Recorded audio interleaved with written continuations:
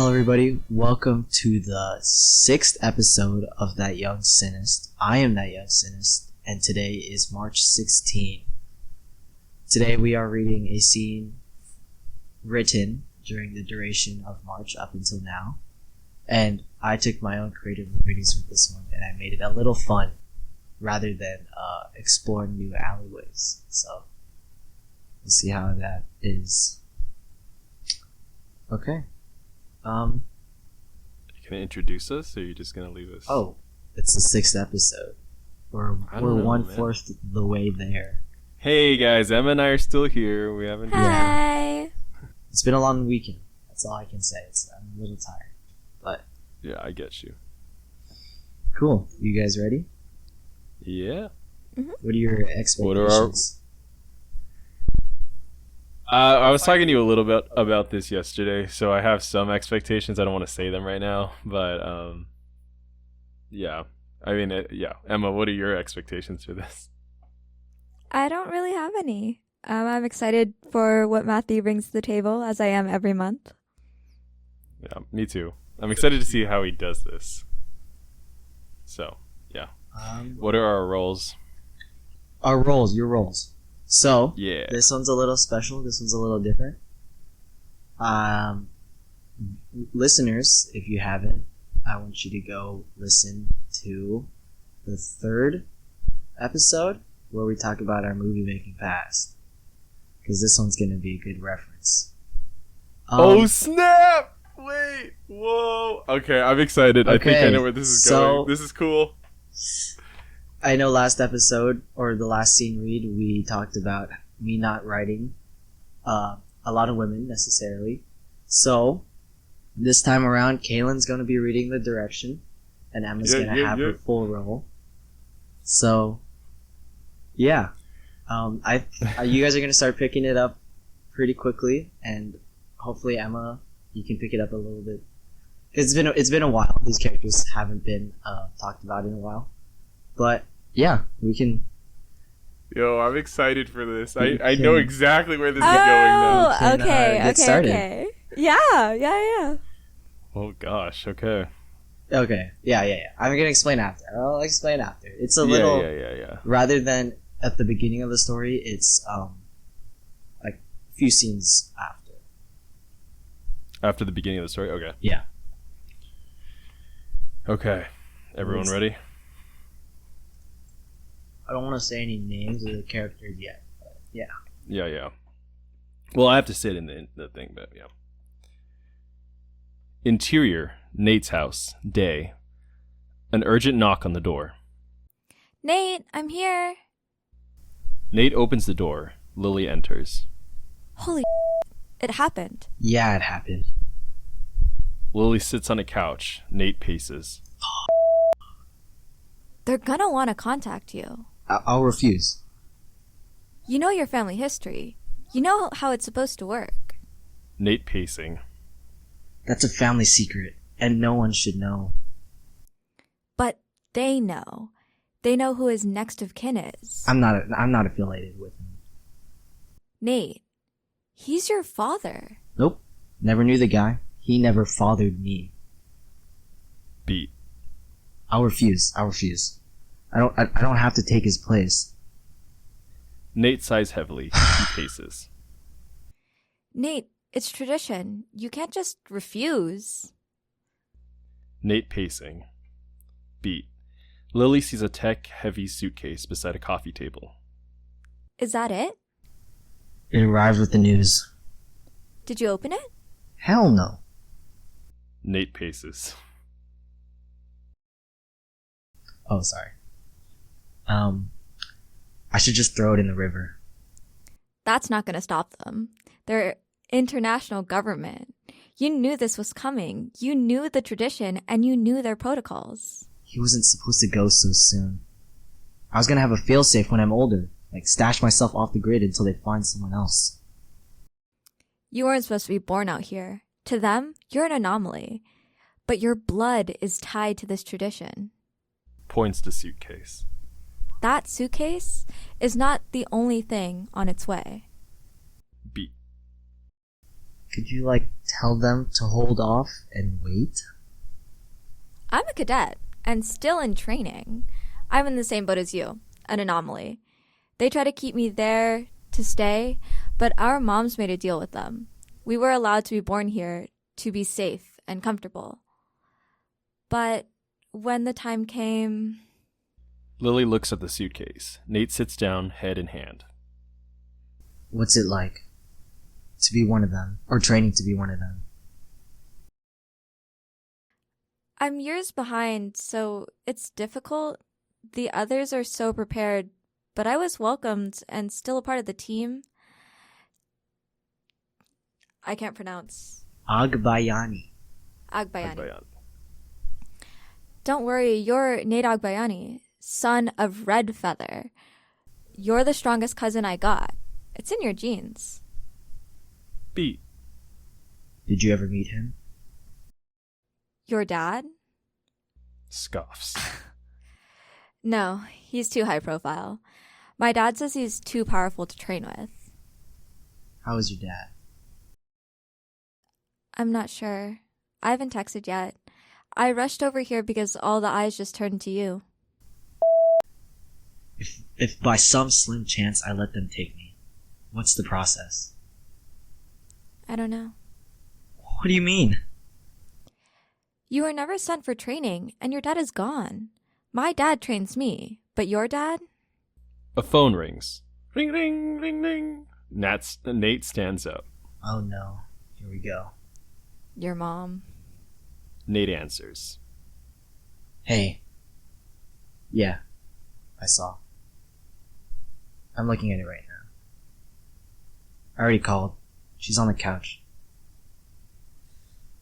Extremely. I'm not ready for it all.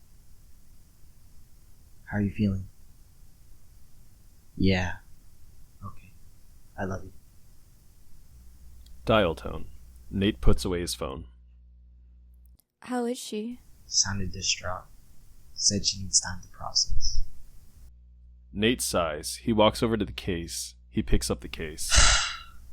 I wish I could throw this in a river. Lily gets up. Both look at the emblem on the case.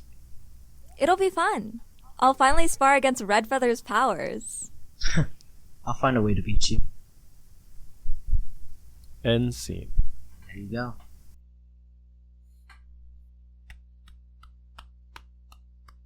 I think that was actually way better than some of. No, I don't want to say way better, but I think that the writing was better and it flowed really well compared to the previous two scripts that you had sent in.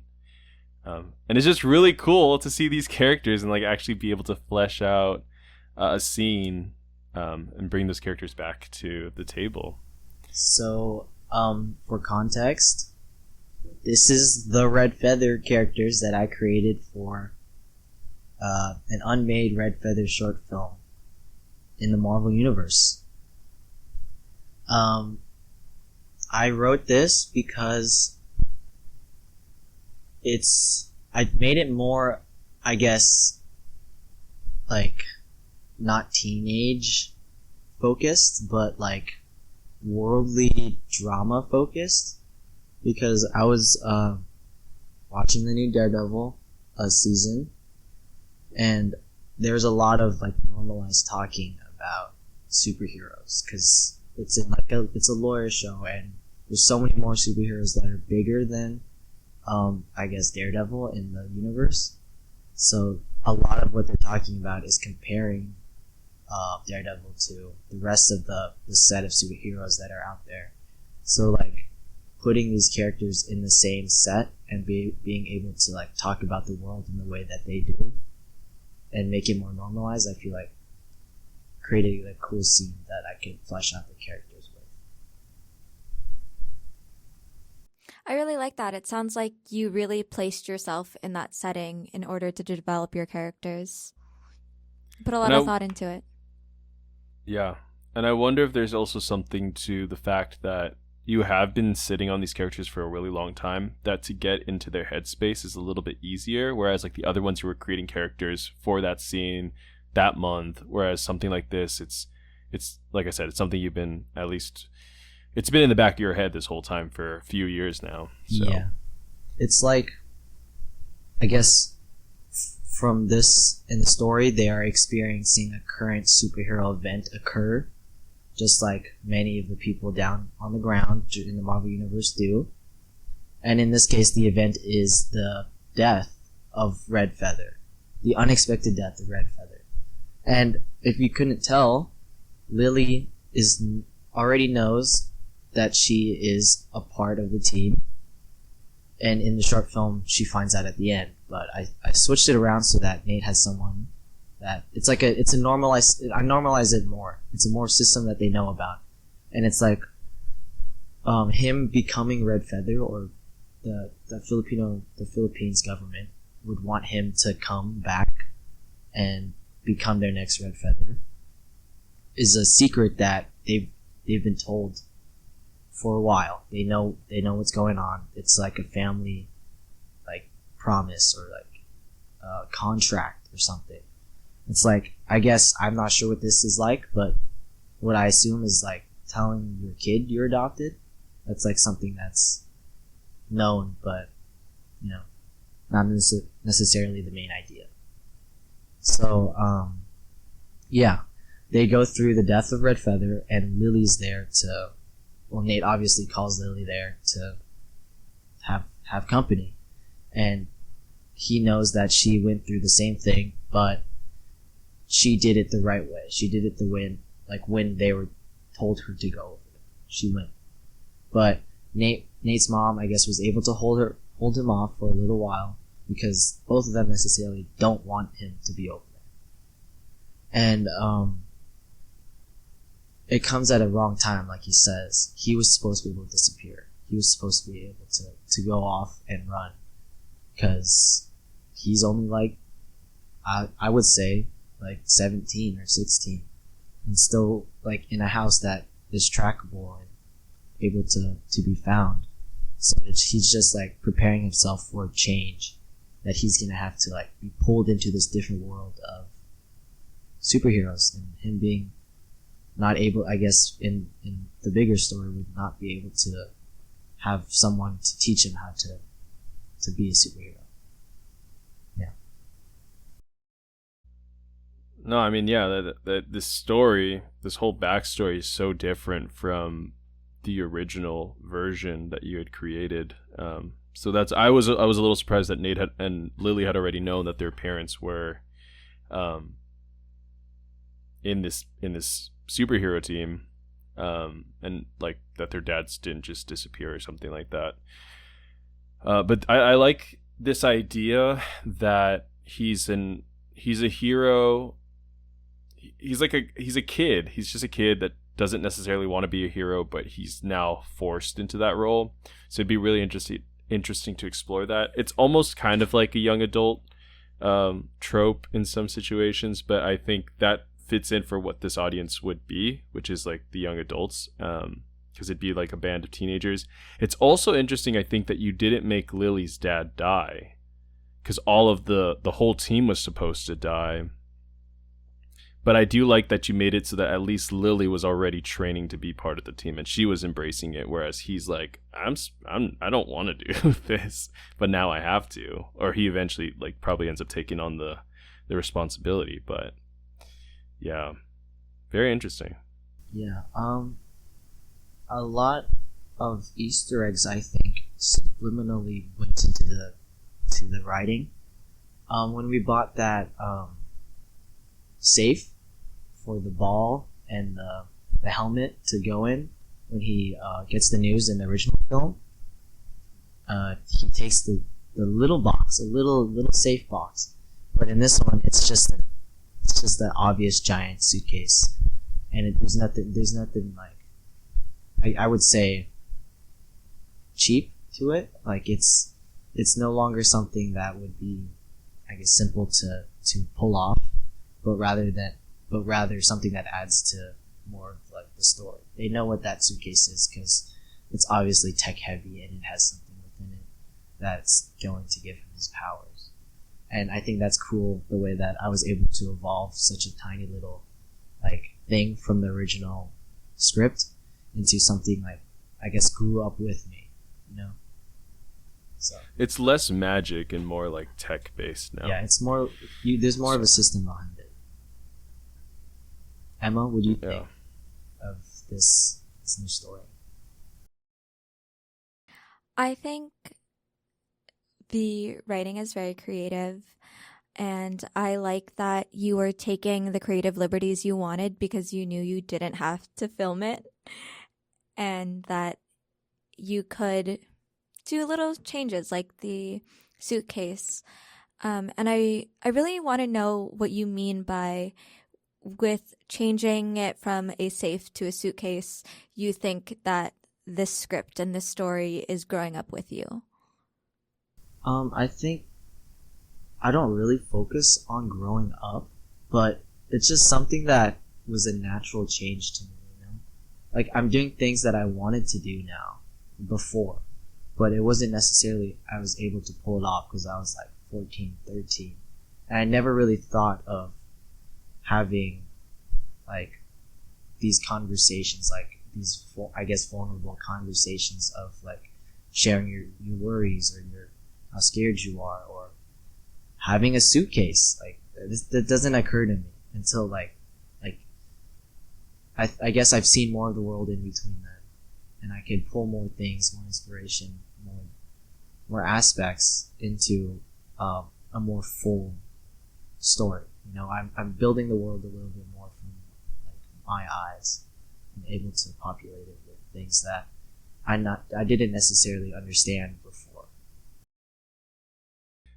I think there's also just a maturity in between the previous script and this one as well, where it leaves room to explore your complicated relationship with this dad you didn't know. Whereas I feel like in the first version, like the first script, it was more so like, oh yeah, this dad I didn't know died. Oh well, let's have fun and figure out how this suit works.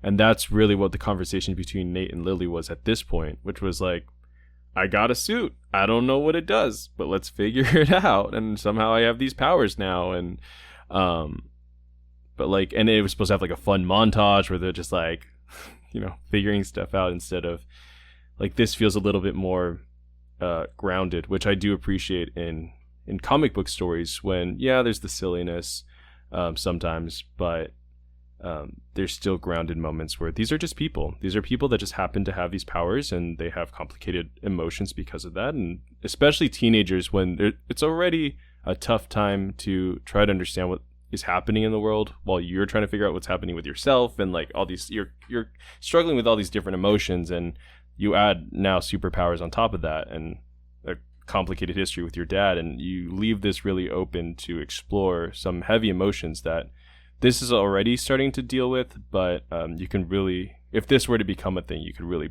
use it to branch out from there and target those different emotions. So I like that you address or at least introduce these different emotions in Nate with the contrast of Lily. Because Lily seems like she's already at this conclusion that this is who Nate is supposed to become. But Nate is clearly still trying to get there and still trying to figure out what he's feeling, how he's feeling, what he should do, who he is. I think they pair very well together in their conversation and supporting each other, but they also pair very well in showing where each of them stand. I think that's really interesting. I think, and it's also, that would be an interesting dynamic too, is just how Nate is now her younger cousin who's less experienced and doesn't know anything, but now he's going to be her eventual leader. Yeah. And she knows that, and she's just like, oh, okay, well, I got to get him ready for that too. But sorry, what were you saying, Matthew? I actually, when you bring up that contrast, I honestly was just writing what they were saying, and it didn't occur to me that they're foiling each other. Like, that just came naturally. I'm not tooting my own horn, but like,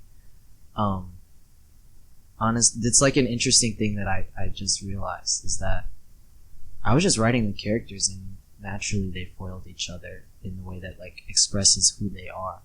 And I've been trying to do that intentionally for so long, but I guess it didn't come off as natural as this did now. which, like you said, I guess is because we built these characters so long ago, and I've been able to attach different qualities that I've learned in between them to these people. So, yeah. I think when I've written stuff in the past, I compare it to, I say like an idea is simmering. So sometimes I don't attack it right away, or I don't try to write it, because I'm like, oh, that idea that I have is still simmering. There's like still ideas coming up and like character creation and things like that.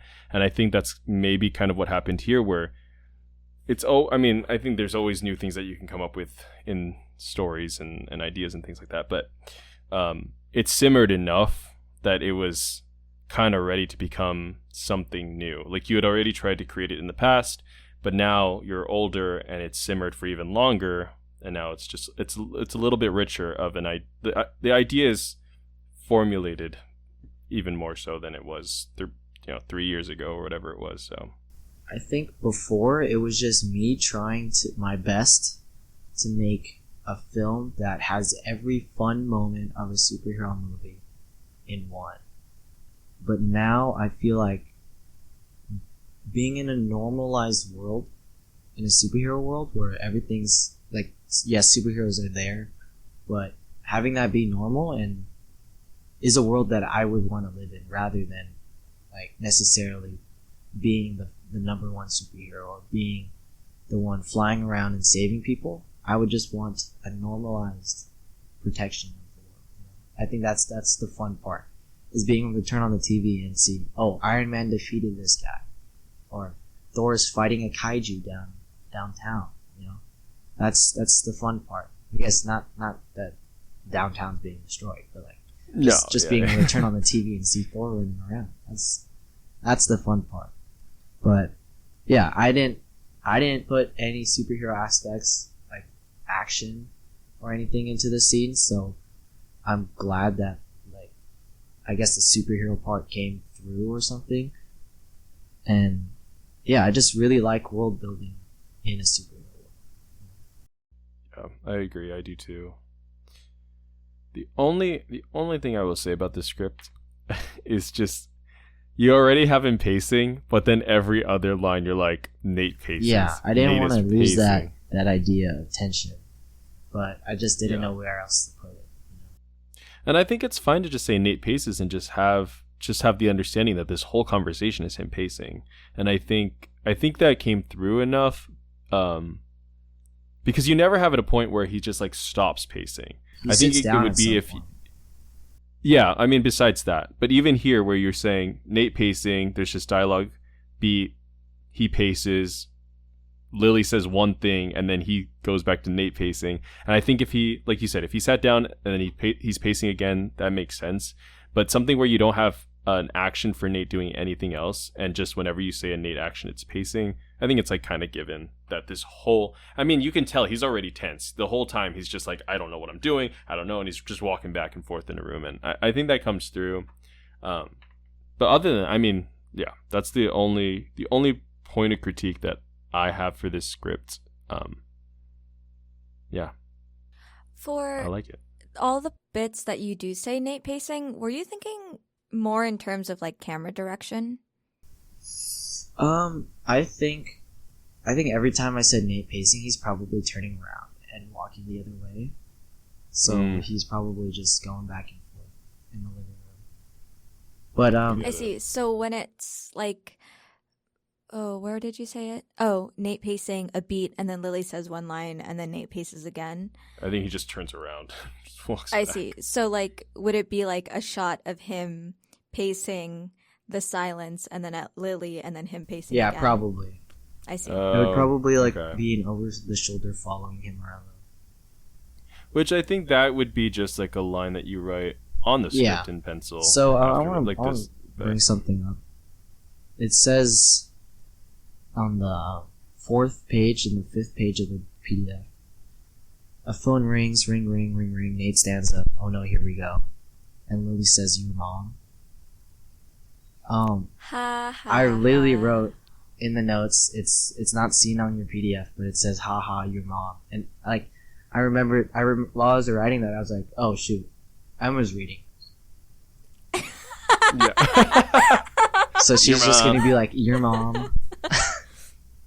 Hey, I got in character. You did get in character. Emma says your mom as a joke a lot. in 2025, which is Yeah. so that's why You know we're who else laughing. says that joke a lot? Your mom. I'm not falling into that. Yeah, okay. She said it, and I didn't even fall into it, and that's Emma's Honestly- your mom jokes. Out of the one scenes that I would want to film, it's probably gonna be this one. Even though there's like a high budget suitcase in it, that doesn't really, not having that there could, like, I guess, detract. That's what I'm thinking. Yeah. But I feel like what I really want to see is the chemistry on camera. But I feel like if we were to do this, I would want. I'm not saying I'm dissing myself too, but like, more people that can embody the characters, like on camera, and more of an acting perspective rather than kind of reading off of a story that we already know, and more someone that's prepared to become the character. Because before, usually in films, I would write it for myself, but now I'm writing it for the character, and I think that's a cool change that I'm developing. And I think that's another change too, was, as you mentioned, like, you're also thinking, like, if we can't get this prop, we can still go around it, but I'm going to write it with the idea that maybe we could possibly get that prop, that maybe you could get that prop. But I think in the previous one too, it was a lot of practical, what can we possibly use to actually film? What props can we actually bring in? And now you're just writing it, like you said, for the character, for the purpose of the story, rather than what is actually feasible, like and then we just make changes if we need to, if this is something you actually want to make or whatever. Yeah. You know how Spider-Man is in like the hotel in a Civil War when he gets his suit, like Happy Yeah. opens the door and he's like, I didn't know this was my room. And then he sees that suitcase right there. That's what I'm imagining. Yeah. I really liked playing Lily. I know I was so excited to play her when your first script came out, but I had to go to university. It was so sad. It's so unfortunate. But No, I think Emma did a good job. yeah, I think the characters really went through. Yeah, what do you guys? Your thought process as you were reading down the first page. At what point did you know that we were bringing these characters back? As soon as you said, okay, because what I heard yesterday, Matthew and I were talking, was just that he wrote for you, Emma, because of the joke that he doesn't write for women, and that's all I knew going into this. But it wasn't until he said, "Go back to our episode 3," that I was like, "Oh snap, that's crazy." That's what I knew. So it was even before we started that you were bringing Red Feather back. I knew when Kaylin said interior in Nate's house. You remember who Nate is? Of course I do. Cool. Yeah, I'm really. I explained it to my friend, like 5 days ago when I wrote it, and he's like really interested in like kind of what I do and like how my thought process is when He's always seeing me like writing or making things, so he's always asking me, "What do you like? How is this? What are you doing? What are you thinking?" And I like dumped on him the whole story that I was thinking in class of this new Red Feather, and how they both made a promise, and Lily's already acting on the promise, but Nate doesn't want to, and he's being pulled by it. And yeah, I gave him the whole rundown, and he said that's a lot for one scene, and I was like, I've wrote it before, so 60 pages of it. I guess I haven't read those 60 pages in so long. It's probably very unnecessary. Did you reread it to write the script? I didn't touch it at all. I just went, okay, here. Honestly, when I was starting to write it, I was like, what's Emma's character's name? And I had to go back and opened it and saw the first page and was like, oh, okay. I think the story just lives in you. You know what the story is, so this is just a rewrite, basically, of the script. It's like how Disney's doing all these new renditions of every story that they've ever written before.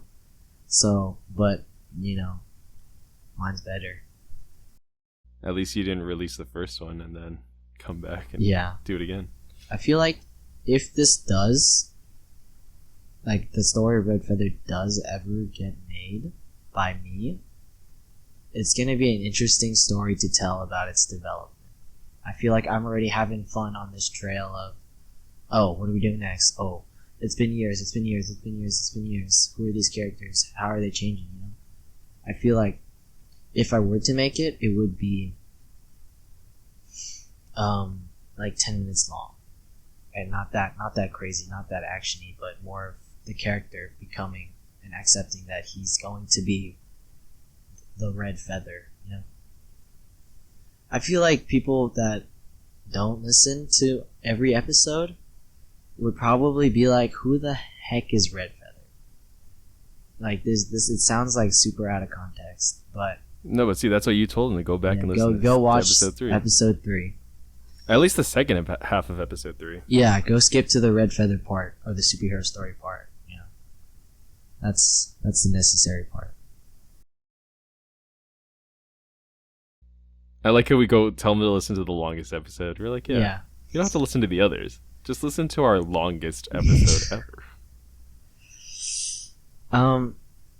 When I was writing it, I was literally going to make it. I did make it just Lily and Nate, but I had a choice between making him already an adult and on his own in his house, which wouldn't make sense with what he's pushing, like he can't leave, or make him in his mom's house and having his mom still involved in the picture.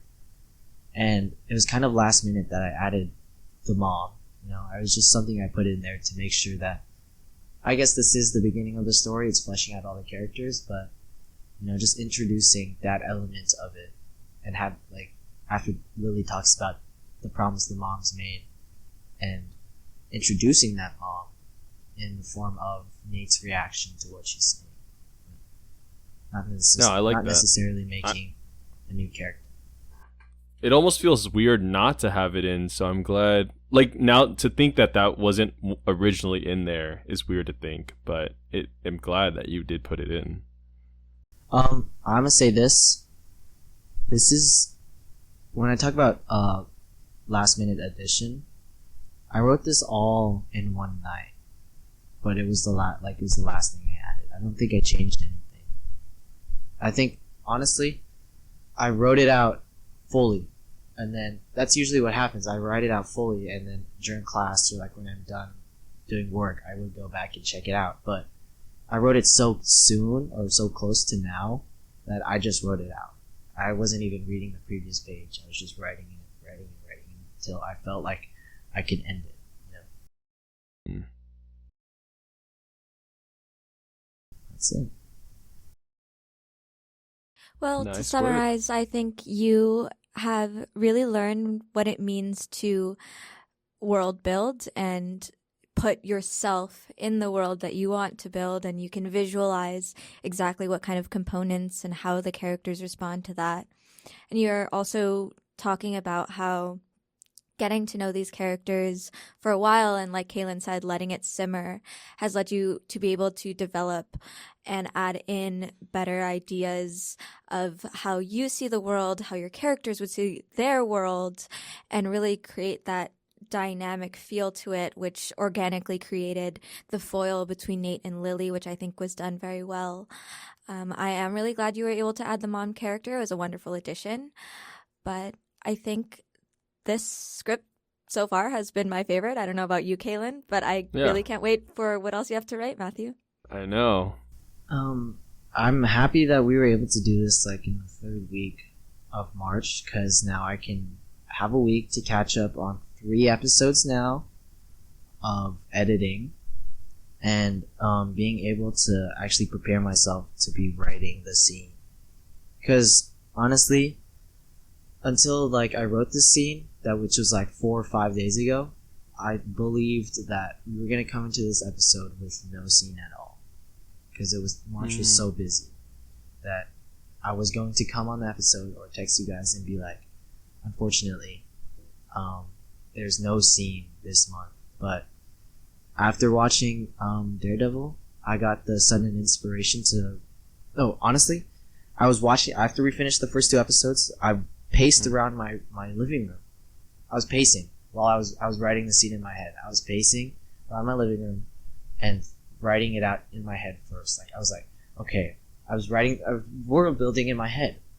I was figuring out how to change the story the way that I did, and thinking about how Lily is already cadet and Nate's reaction to the live news that's going on. Because spoilers, Daredevil, he's watching the news and watching things go down on the news. Something happens on the news that he has to react to, and I guess he paces around not paces, but like he goes and acts on it around like in his living room. So that's what I was taking away from that series. And it's kind of funny that I didn't realize that I was pacing, and my mom was like, "What are you doing?" And I said, "I'm writing a scene," and then I continued pacing around, looking at the ground for 10 minutes, and then I went to my room, and then like wrote for 30 minutes. Okay, I'm gonna go ahead and there's no recent events. Actually, never mind. Yeah, that's what's going on recently. Not that interesting. Oh, actually, no, never mind. I can't say that. It's like I turned 6. It was my birthday. I guess I can say it. It was my birthday. In blah blah blah blah blah. But in the beginning of March is when things started piling up, including a birthday party and volleyball. Peak of volleyball's happening soon. I'm about to have a game next week, and more games after that. So I should probably get editing. Get this over with. Get episode 4 out. It's March 14, and when we recorded in February 25th or 23rd. It's March 16th. Oh, it's March 16th. But it's been almost a month since we released it. Oh, it's been a month since we released an episode. But it's been almost a month since we recorded the last episode that wasn't released. So see, the thing is, we're keeping up with the recording. We're still doing it twice a month. Yeah. But it's just the release is, Which I think is probably more important, that we're at least keeping to our schedule, and it's fine.